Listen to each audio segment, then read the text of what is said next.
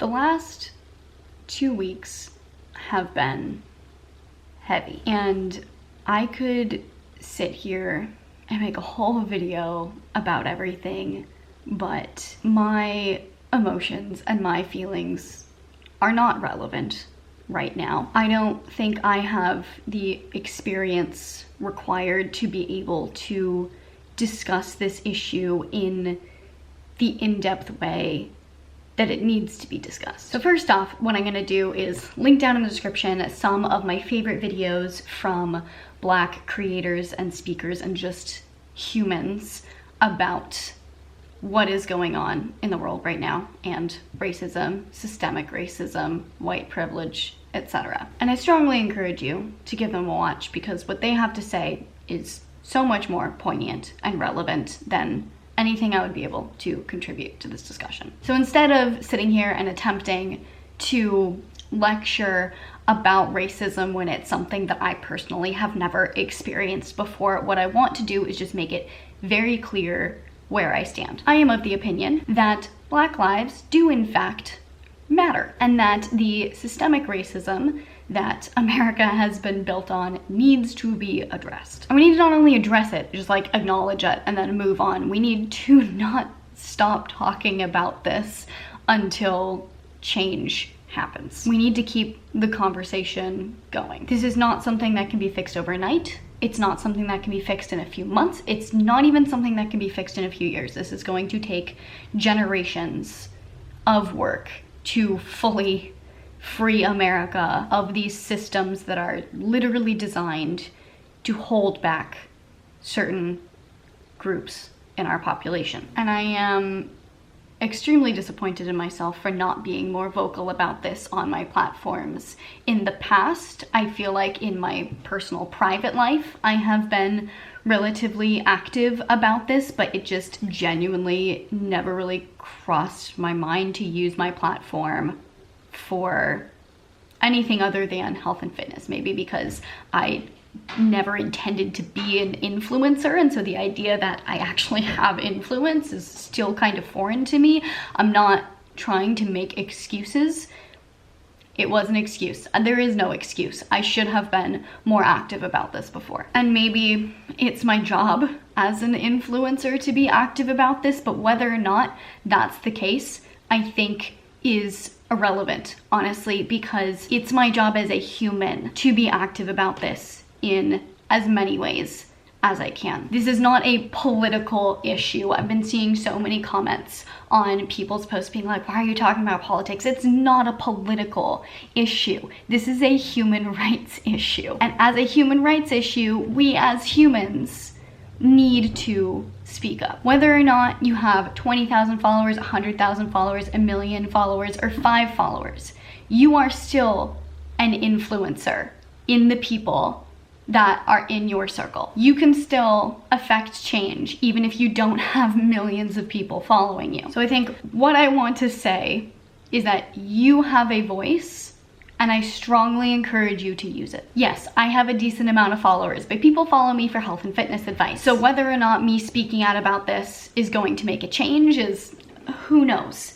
But your friends follow you because they value you as a person. They value your opinions about things in life. And yeah, a lot of change needs to happen in the bigger systematic scale, but also a lot of change needs to happen on the personal level. And you have the power to generate discussions and to speak up and to drive the heart of the change that's going to need to be made generationally. So with that being said, I would like to provide you guys with a list of ways that you can help and support the Black community and help be actively anti-racist. First things first is just to amplify Black voices. They are the ones that we need to be listening to. They are the ones who live this every day and know best where we need to go from here and what is needed from everyone else. The second thing is to call and or email your local representatives and advocate for police reform. Hello, future editing Marissa here.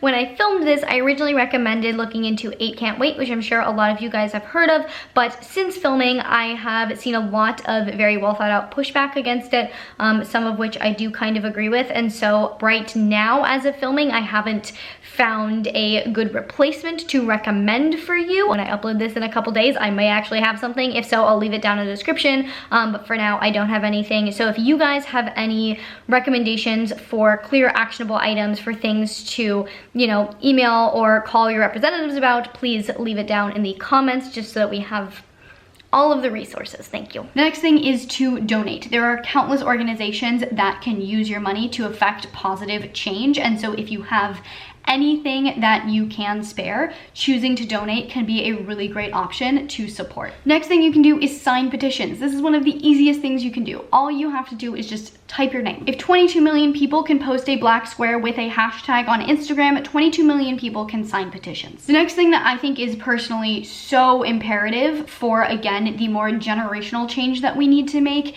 is educate yourself. If your first response to hearing me talk about this is, but Marissa, how dare you, all lives matter, or but Marissa, how dare you, why do you get political, like, I don't want to see this content on your channel, I encourage you to educate yourself. Just try. I talk fairly frequently about personal growth on my channel and on my Instagram, and this is one instance in which focusing on personal growth is so important. Challenging your beliefs, getting uncomfortable, allowing yourself to let go of previously conceived notions is a key step in personal growth, but also in fighting racism. Again, down in the description, I will leave a list of books you can read, podcasts you can listen to, and movies that you can watch. And I strongly encourage you, when you are engaging with these media, to actively engage. And as you read the books, watch the movies, etc., check in with yourself about how you're responding, how you're feeling, and evaluate why you might be resistant to some of the things that are being said. Another thing you can do is join a protest. I went to one yesterday. I'm gonna try to go to one today, although I have a bunch of stuff in the middle of the day, so I'm not sure I'm gonna be able to make it. Which is getting out there and adding another body, adding another person who is visibly standing up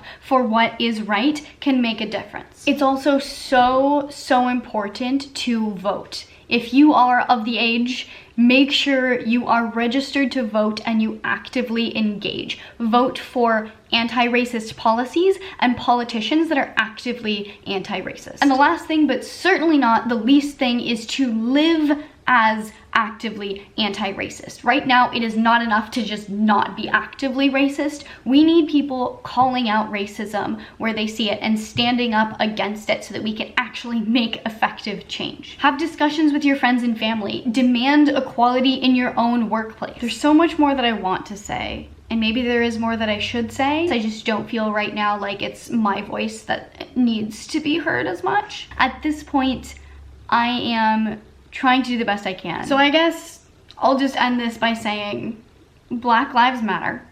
This is a human rights issue. I encourage you to be on the right side of history. I encourage you all to actively participate and actively fight racism, all the way from your own personal circle of friends and families, all the way to the government. And most of all, I encourage you all to not forget about this in a week when posting black squares is not trendy anymore, when everyone has unmuted themselves and we all go back to talking about what we usually talk about. This is still going to be an issue, and it's still going to be something that we're all going to have to actively fight for. So with that being said, again, I have a full list of resources linked down in the description box below. Push yourself to learn, to grow, to change, and to use that change to change the world around you. So there's no real way to transition from that into a casual chat about health and fitness, but as I said, I don't feel qualified to make like a video solely about race and racial issues. Like,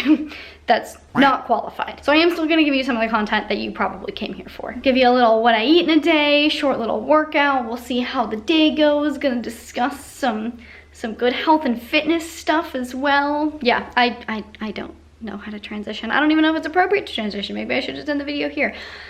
But we're going ahead with this plan. So I'm about to go for my morning walk, but first I am breaking my fast with some macadamia nuts and 2 Brazil nuts. Just a tiny little handful. So because these last 10 days have been so emotionally draining, I have been giving myself space in my workouts and not really pushing my body. So like for the first week, I basically didn't work out. I think I at least took 4 days off.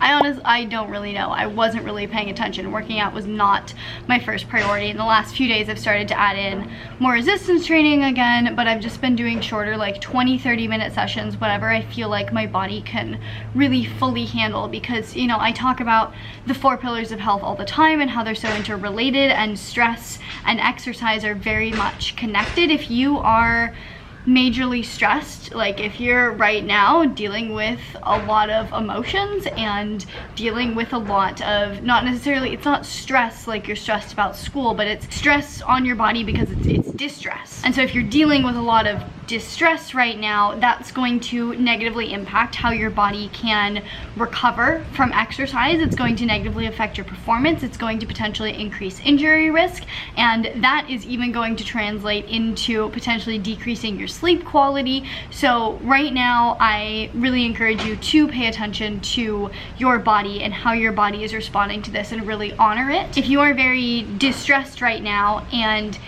it feels like your body doesn't really want to move, you feel sluggish and slow, you feel overwhelmed, then adding extra training on top of that might not be a very good idea. Like, I think it's good to maintain like baseline activity, like go for walks, move your body, get that movement in, get outside, but pushing your body to do a stressful activity when you're already stressed is just going to compound that stress and not really get you anywhere. So I honestly don't really have a plan for what I'm gonna do today. I'm just gonna do like a couple sets of some more compound exercises. I think I might just do upper body because I just did a few lower body exercises yesterday, but I'm just gonna feel it out and kind of see how it goes. I probably won't be working out for more than like 20 or 30 minutes right now though.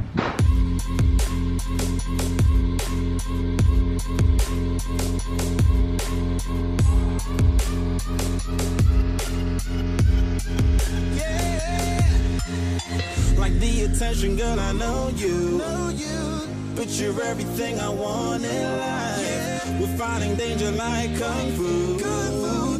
The love I feel is deep inside. The others don't matter. It's honestly us against the world. We're the perfect team. You're my dream, and I just want it. Can't get to myself. Can't get to myself. Can't get to myself. So for breakfast, I made the chocolate Frosty bowl again. Again, I will link the recipe down in the description if you guys want to make it as well. And now I'm literally just sitting here licking the not licking the blender clean because that would be very difficult, but using the spatula to lick the blender clean because it's too good. I can't let any of it go to waste. But anyway, I wanted to show you guys that I made this because I also made a new topping to go with the smoothie bowl. You guys know I love Source Cafe, and they have a very similar smoothie bowl, but it's like a peppermint smoothie bowl, and they have this topping on it, and it's like this Tahini crumble. It literally just looks like a mess, but it is delicious. So I will link the recipe to this down in the description too. It does this crumbly thing. I think you're supposed to refrigerate it after you crumble it so that the crumbles kind of stay crumbly. I don't know. As you guys can tell, this is kind of my newest obsession because I have been making it so much. I prepped it for the week this week and I have just been loving it. It's been really, really warm outside, so it's been nice to just have something cool but also full of vegetables, full of nutrients. All right, it is 5 o'clock. I have finished at least all of my calls for the day. I don't know where the day has gone. It has gone very, very quickly, but I have finished all of my client calls. I have just a little bit of work left to do, but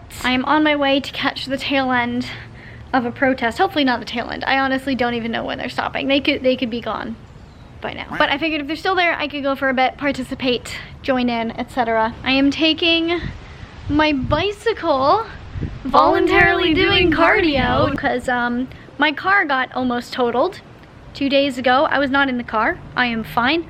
car is not fine. It was parked outside my house. Some person just ran into the back of it. I don't know what they were doing, probably on their phone. I'm glad if they were gonna run into anything, it was a car that was just parked on the street, not with someone in it, so that's fine. But yeah, now I'm just, I got a bike, that's all I got right now. I'm getting a rental car, but for now, we got a bike, so we're gonna do some cardio to go to the protest. I'm aware that this may look very virtue signally and performative, but I really wanted to go to the protest because I found myself scrolling through Twitter, scrolling through Facebook, watching the news, and feeling extremely disconnected from it all. I felt like I was watching a reality show unfold that I was not involved in, even though I have been actively involved. You know, I've been doing everything that I can because all of the activism that I have engaged in has been online. It just hasn't felt real. I didn't want to disconnect from this. I didn't want to be able to just put down my phone and walk away, because Black people do not have that privilege. And while clearly I cannot understand their situation, I don't want to take advantage of my privilege to be able to walk away from the situation. And so I felt the need to physically involve myself. And so what I want to do today in taking you guys with me is show you that you can show up physically and protest in a safe and peaceful way. So this is just to encourage any of you that were considering it to look into it a little bit more. So I've got my sign attached to the back of my bike. So I get to be my own little protest as I bike over there, and then I'm gonna join the lovely group of people that is out there on the street corner. Hopefully, maybe they're gone. I don't know. We'll see. We'll find out. There's definitely less of a turnout than yesterday. When I first showed up, there were like 3 other people there, but gradually more and more people came, and I think by the time I left there were like 25 to 30 people there, so it got a little bit better. But even though there weren't a ton of people, there were still people. That's what counts. And there were a ton of cars that were honking for us when they drove by.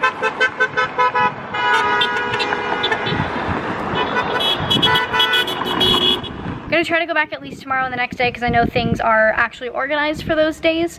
But yeah, I'm glad I went regardless of how many people were there. Okay, I am done working for the day. Did I finish the last email? Yes, I'm done working for the day. So it's time to make some dinner. This is unfortunately literally the only rice that I could find at the grocery store. And to this, I'm adding some black beans. I also roasted some sweet potato. And then I also grilled up some chicken.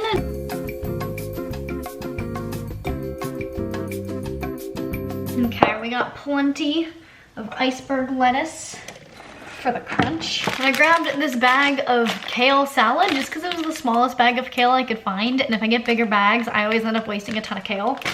Doing a big bunch of that.